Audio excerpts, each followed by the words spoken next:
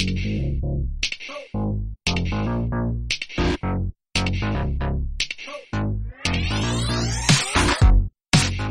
right, yeah. So as far as trends go, or decks that I'd seen most of last season, I was kind of glad that I didn't see very many destroy decks anymore. I wasn't running into them. I did run into a lot of high evolutionary, even though I thought Mobius would kind of stave that off. I feel like I've never really seen a slowdown in well, I guess I've seen it go from nonstop to frequent, and just enough to make me, go, why would I leave Luke Cage out of this deck? Right. As far as decks go, I was really being pretty successful. I went away from my anti-destroy deck that I had because it just was becoming a little less useful. When I got Jean Grey, I created a deck that was just geared to making people mad. I'd set Jean Grey down there, and then out comes Stegron. Oh, and yeah.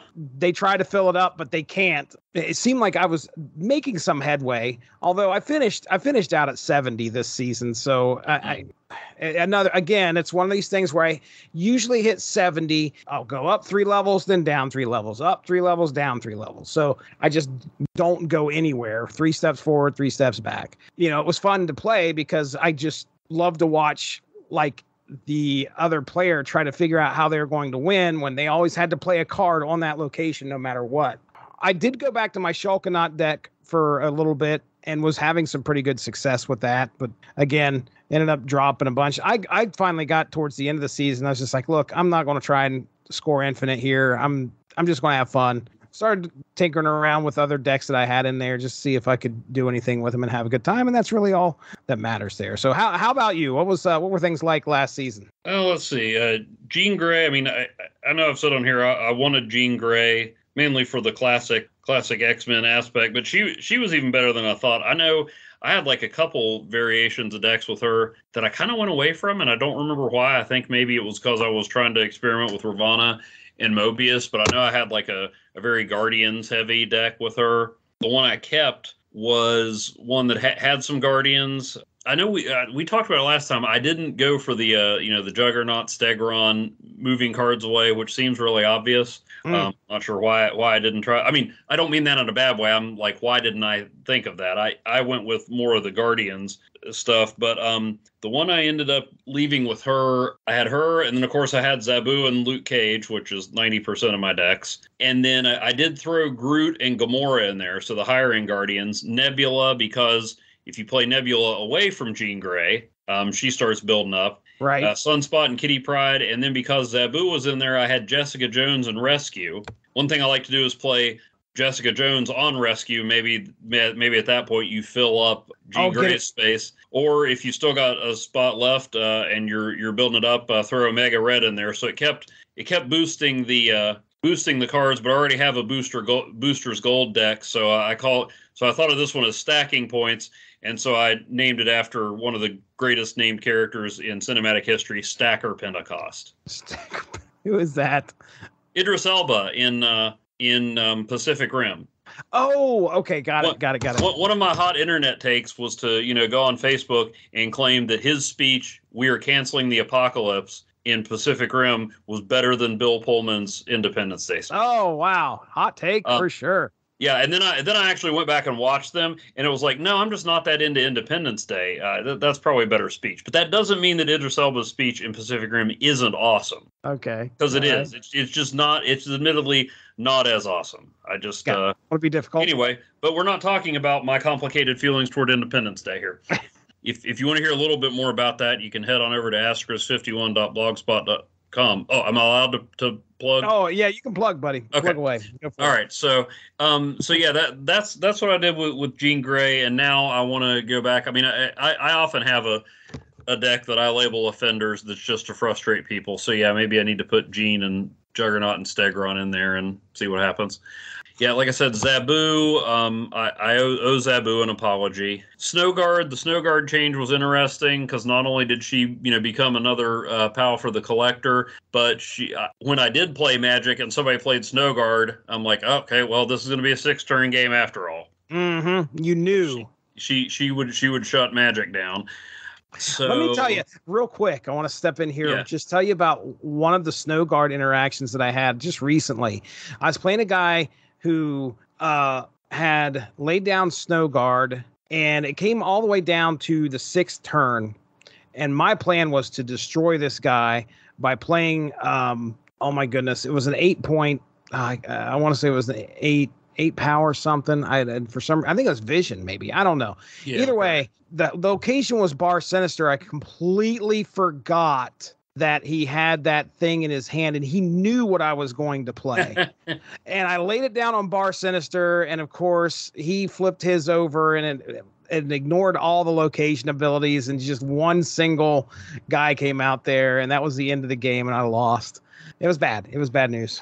So anyway, continue. I interrupted you. No, you're good. I have on here my first note of the season is R.I.P. Spider-Ham. I mean, he's still fun, and at least they dropped him back to a 1 because he ain't worth 2.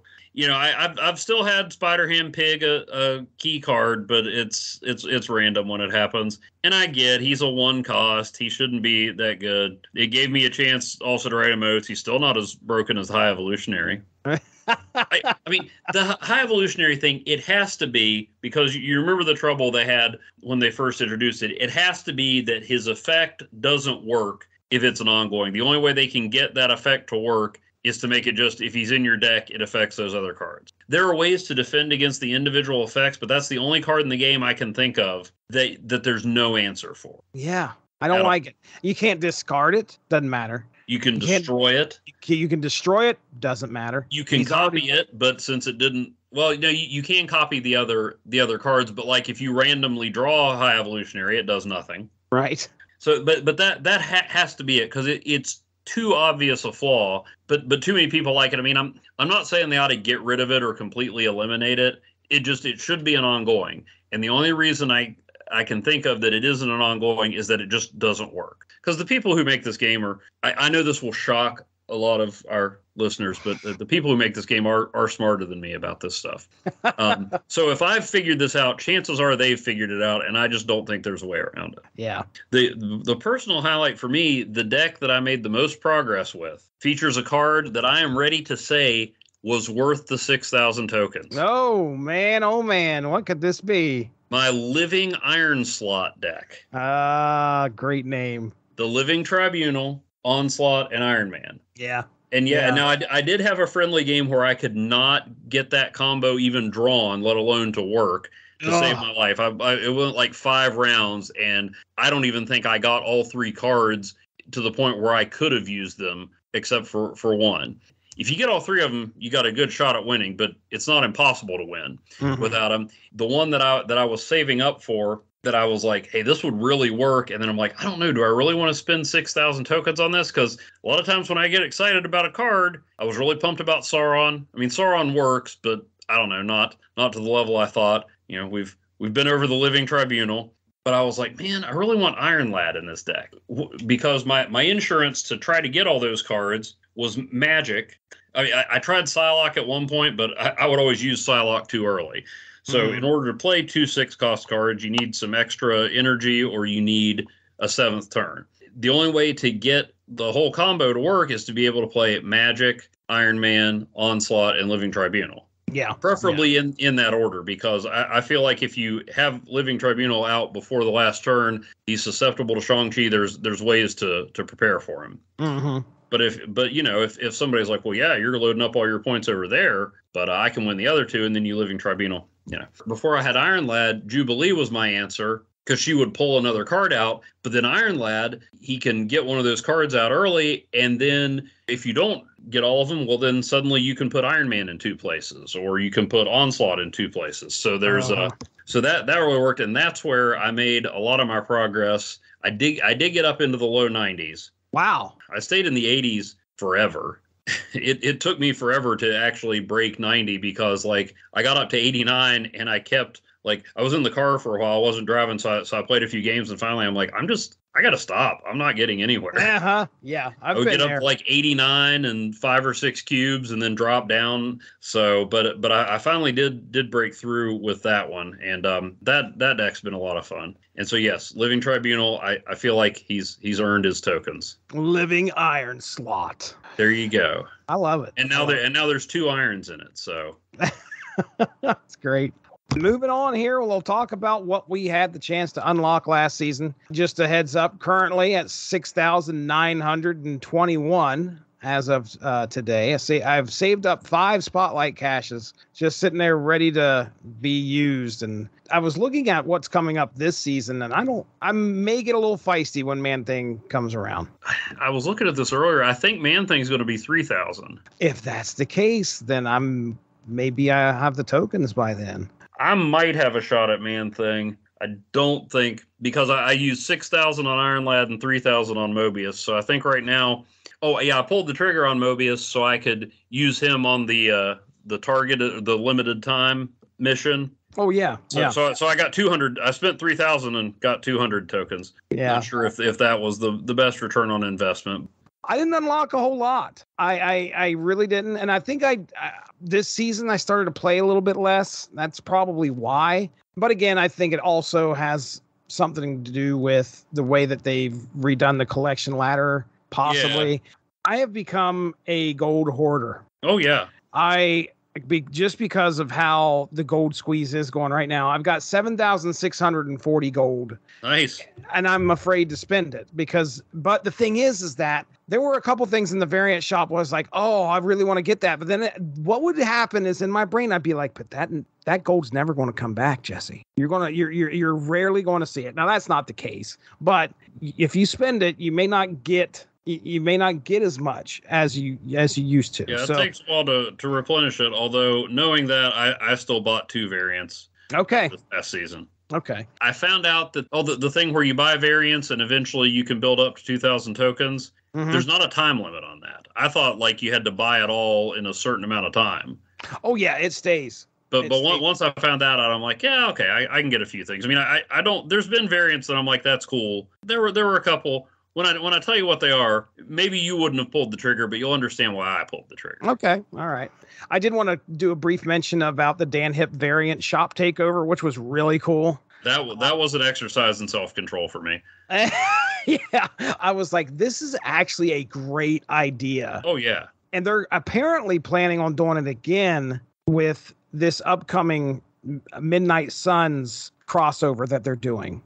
So I don't know if you've heard of the video game. I think it's out now, actually, called Midnight Suns. I've heard of it, and they tried to do a tie-in comic, and once again, the video game fans didn't migrate over to the comics. And Midnight Suns is spelled different, like not what you're used to. So they're doing a whole variant takeover of the shop, and it's going to look very similar to that Doctor Strange that we got for free. I got an Onslaught Dan Hip variant. Nice. A Zero Sports variant, which is Zero holding up the scorecards, which is pretty funny. I like that one, yeah. Yeah. I got the Zabu. So this was that week where I got Zabu variant with Fiona Haye, I think I'll go with variant. Just say it confidently. Jean Grey, Ravana Renslayer. So those were the 3 that I unlocked with some spotlight caches, I believe. And then ended up with a Domino Greg Land variant, which is pretty freaking cool. Nice. It's got her and it's got all the guns in the background. Oh yeah, it looks really cool. Yeah, I got a Beast all new variant, which you would probably know better than I do. Yes. What is that? I don't remember that one. I think that's a reference to All New X-Men. He's got horns. Okay, which happened once or twice. All New X-Men is the one, and if you haven't read it, you would love it. Because this is where they bring the team from the past. The original X-Men. Yeah, right. Back when 616 Beast was just kind of crazy instead of full-on supervillain, which he is now in X-Force. Like Dark Beast is looking at him and going, dude, dial it back. Dark Beast. But at some point, Hank McCoy and that started dabbling in sorcery. And I can't remember. Now, I didn't read all of that So it may have been in X-Men Blue or something like that, where he may have gone full Beast. But that's what that's a reference to. He actually started like learning sorcery and stuff because he was like, well, hey, here's one area I don't know anything about. So, and it was cool, some of the stuff they did to kind of distinguish them from their original timeline selves. Yeah. So, yeah. Nowadays, Beast has one eye and a pot belly, and he's much more twisted than the dude in that card. Oh, wow. Yeah. But that's what it, I believe, is a reference to. Okay. All right. Next up was Evan's favorite. Got a chibi variant of Maria Hill, which I don't think is that bad. It's I don't even know if I've seen that one. Yeah. Well, she's got a big head. Surprise. Yeah. I don't know, man. Those chibis just don't do it for me. I wish I could trade people my chibi variants for their pixel variants. Yeah, that needs to be a thing. Totally does. Mobius M. Mobius, and then Human Torch, the Max Grecki variant, which is, he's just completely engulfed in flame, which looks really cool. And then I talked about the Doctor Strange Midnight Suns variant. So those are all of the variants that I got. How about you, Evan? What did you do? I started off with Titania in a do-rag. What? Titania in a do-rag. Okay, I need to look this up and see what in the world. I'll send you a picture. I mean, I'd seen it a few times. I'm thinking maybe it was. I'm assuming it was in a comic somewhere. I mean, maybe somebody thought, you know what? Let's see if we can explore a side of Titania's character beyond boobs. So yeah, I don't know. I didn't recognize it. I was thinking maybe it was like an ultimate version, but it doesn't say that. So I don't know. But it's a more conservative Titania, I guess. I found a little more practical costume. Yeah, although there are spikes and belt buckles, unnecessary belts. So it's it's a different take. Definitely. Okay, Pixel Drax, always appreciated. And then I was saving up my spotlight caches because I wanted Ravana, I wanted Mobius, didn't care about Eliath. Oh, this was even before Eliath. But I'm like, well, I've got 3 spotlight caches. I can probably spare one because let me get a crack at Jeff. And if I don't get Jeff, at least maybe I'll get Spider-Gwen. Yeah, I got a Null variant. Oh, no. I mean, no, Null's an effective card, but he's just darkness personified, not my idea of a fun. So I didn't want to spend a resource on a Null variant. Yeah. I'll accept a free Null card. I'm not too proud to use Null, but then I got cheered up because my next 2 cards I unlocked were a Pixel She-Hulk and Pixel Absorbing Man. Nice. I got the Ghost Rider version of the Quinjet. Oh, yeah, that's pretty sick. And then after trying to hold on to my gold and mainly spending it on Token Tuesday, I got that Pixel Wolverine because it reminded me of old video games. I will tell you that it is a great purchase. And when you level it up, the animation is just superb. All that happens really is that his claws glint, like a little sparkle comes off. Yeah, it's nice. Sick. So unfortunately, I don't use Wolverine that much. You need but to. Still, and when I think back of Pixel and less advanced graphics with Wolverine, I'm reminded of a friend of mine. For his birthday, he got all excited. He got the X-Men game for Nintendo, and another friend's older brother was like, "But this is what it looks like. Here's Wolverine," and he pulls out a thing of chapstick and twists it and goes, "Stick it."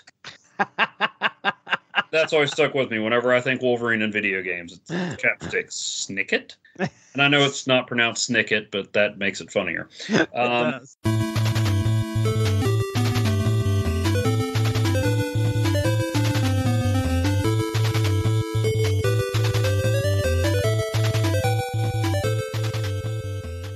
Then I went through the Spotlight cache that we talked about, Jean Grey, Ravana, and Zabu. I got a Mahmoud Asrar Apocalypse variant where he's holding a sword. Got a Pixel Sunspot. I think I was complaining last time that I've never gotten any Sunspot variants. I just keep splitting him and not getting an ink split. But I got a Pixel Sunspot. I got that weird profile variant of Deathlock where it's like a schematic of his head. Yeah, that is weird it looks card. Cool. I mean, it looks cool, but I'm always like, wait, what is that? No matter how many times I see it, I'm like, wait, who is that?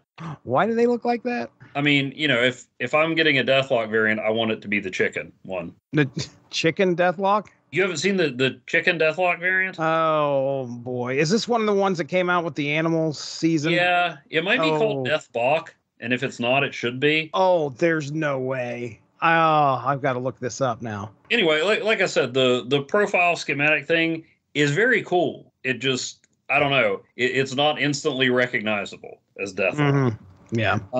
So then I took a shot at Mobius, and I got the DJ Kang variant, which should be funnier and cooler than it actually is. I mean, I guess it is. You've got a guy who, is some kind of descendant of Doctor Doom, or he's related to Doom somehow, or Mr. Fantastic, and he's sitting there still looking like Kang, but with headphones. So I guess that's kind of funny. It's like, I am the DJ, but he's not into it at all. Then I got the Beast all-new variant. Okay, all right. And once I was sure I'd have enough tokens to get Mobius, I pulled the trigger on Iron Lad. Took one more shot at Mobius, got Stature in the Spotlight Cache. Haven't used her yet, but I mean, I don't know. I like Cassie Lang. I like that she's slowly becoming Stinger, the version that we met in A-Next. I'm in favor of her inclusion in the game. And now that I've got, Iron Lad and Patriot, I'm like 50% of the way to a Young Avengers team. Let's see. I got the Odin Conquest variant. And then after saying, okay, I bought one variant, I'm not going to buy it again until unless I find one that really speaks to me. And then the Dan Hip Mobius appeared. Okay, is the Dan Hip Mobius the one? Maybe I did see that. Is that the one with the Loki crocodile? Yeah. It's got Alligator Loki, and it looks more like Owen Wilson. Yeah, old man Mobius. The standard Mobius card, which and I don't know if that's because I know the original Mobius was based on Mark Grunwald, so I don't know if that's more of an homage to him or what. But this one, aside from having Alligator Loki, it says wow to me. So yeah, I got that one. Now I'm just 8 variants away from 2,000 tokens, and then I unlocked a Luca Claretti hood. I guess maybe that's the scales is like, it's like, look, I'm giving you all these pixels, but occasionally you have to not only have a hood variant, but it has to be a hood variant that just doesn't do anything for you. I've got to see this because I think that might be the one that I have. Yeah, this is the one where he's kind of like floating. He looks like the kid that's like thinks he's really tough and running things at the private school, maybe even selling a little drugs, but none of the hard stuff. I don't know. So yeah, I don't know. I've got that and the Chibi hood variant. And I just the Hood's not a bad character, but he's like, I don't like him. I mean, he's really annoying and unlikable as a character. So I don't know. That just really translates. And then I got the Midnight Suns Doctor Strange. So. Okay. All right. Well, there you go. That's our unlocks for the season. Thanks a lot for joining us. Make sure to tune in tomorrow for the next installment of Snap Material.